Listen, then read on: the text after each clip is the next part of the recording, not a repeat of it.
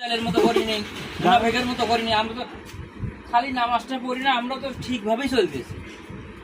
কারণ আমরা দুর্দূর ভাবে খাই নেই, কারো মা থেকে টুপি টান দিয়ে বাড়ি করি নেই নেই।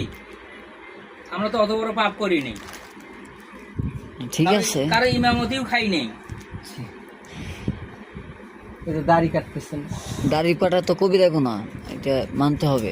ছোট মোটো পাপ, নামাজ না পড়া কবিরা। ছোট মোটো পাপ 10 টাকা দান করলেই সব দিয়ে যাবো।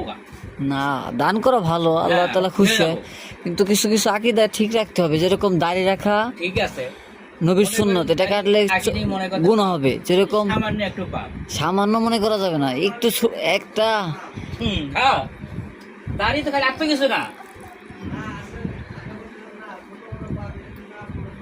হ্যাঁ, নামাজ না পড়াও তো অনেক বড় গুনাহ। কবিরা গুনাহ সগীরা এটা বুঝেন? হ্যাঁ, কি বুঝেন কোন তো?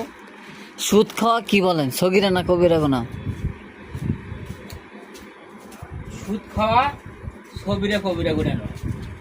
সুদ খাওয়া হলো একবার হারাম, অবশ্যই, মাশাআল্লাহ। এটা সবিরা